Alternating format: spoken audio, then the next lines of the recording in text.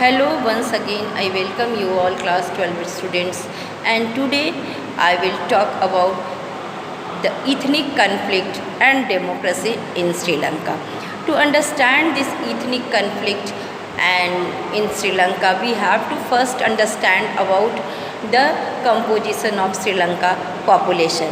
So in Sri Lanka, more than 80% people belongs to the Sinhala communities, and about 10% of Sri Lankan were Tamils. The Sinhala communities, they believe that Sri Lanka belongs to them only. And this belief was very dangerous because due to this, they don't want to give any political, economic, social, cultural right to the citizens. Uh, the they don't want, and the policy of the government also made always in the favor of Sinhala. So due to this, the Tamils become dissatisfied, they felt segregated, and some policies of the Sri Lankan government also created many dissatisfaction in the mind of Sri Lankan Tamils. The first they declared Buddhism as the state religion, and the Tamils they followed Hinduism, or some of them were Muslims also, some of them were Christians also. So that was the problem. Then the Tamil were forced to renew their living license every now and then, in spite of this, that they were living in the Sri Lanka from before its independence. The Sri Lankan Tamils were also denied with the citizenship rights.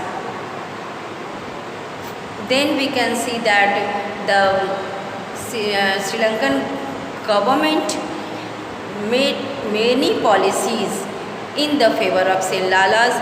In the examinations and admission also, the Sinhala communities has preference over these Tamils. The Tamils have to secure more marks than the Sinhalas. So they always felt segregated, and this dissatisfaction become the led to the formation of a militant group known as LTTE, that is Liberation of Tiger Tamil Eelam. They demanded that they should give some parts of the Sri Lanka, that was the northeastern parts of the Sri Lanka, to which they will make their own land. मतलब कि वो अपने देश की मांग कर रहे थे कि वो उन्हें एक ज़मीन दे दी जाए जिसमें वो अपना देश, अपनी सरकार बना सके. और LTTE was fighting under the leadership of Venupillai Prabhakaran.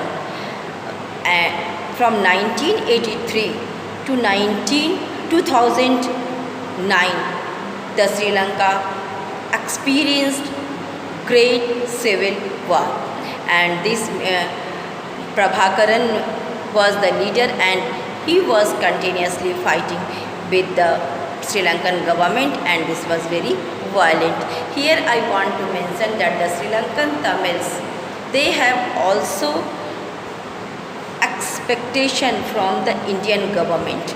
They seek intervention from the Indian government in the favor of Tamils. They understand that the Indian government will talk with the Sri Lankan government for their favor, and undoubtedly many times Indian government tried to influence the Sri Lankan government that they work for the benefit of the Sri Lankan Tamils are also their part. The Tamil population should also get protection under the Constitution of Sri Lanka and under the policies of the government. But in 1987, first time Indian government had an officially talk with the Sri Lankan government, sent a peacekeeping force in Sri Lanka. In 1987, India sent a peacekeeping force in Sri Lanka, and this peacekeeping force was working for negotiating between the LTTE and the Sri Lankan government. In the due course, they had also conflict with the LTTE, and here the diplomacy of Indian government failed. Why? Because the Sri Lankan government thought that India is interfering in their internal matters, and it was not liked by the Sri Lankan government, and the Tamil thought that India government is not with them and Indian government is fighting against them. So due to this, the Indian government called back its peacekeeping force. But in spite of it, the war was continued.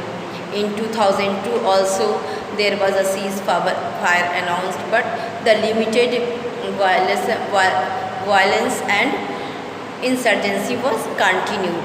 The Scandinavian country like Norway and Sweden also tried to mediate and negotiation between the LTTE and the Sri Lankan government. Many negotiation talks took place, but all these talks were failed. Then we see in 2009,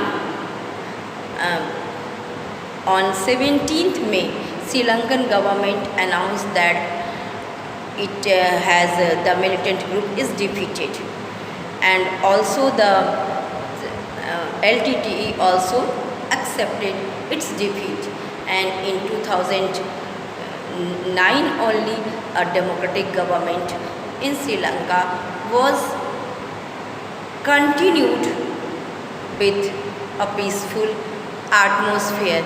Here I want to mention that in spite of ongoing ethnic conflict, Sri Lankan government registered the democratic growth. Democratic growth, it means that Sri Lanka registered economic growth.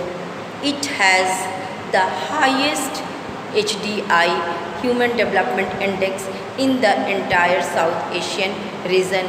Sri Lanka was the country which liberalized its economic first, and we can see that in spite of many disturbance in the Sri Lankan society, Sri Lanka was working properly.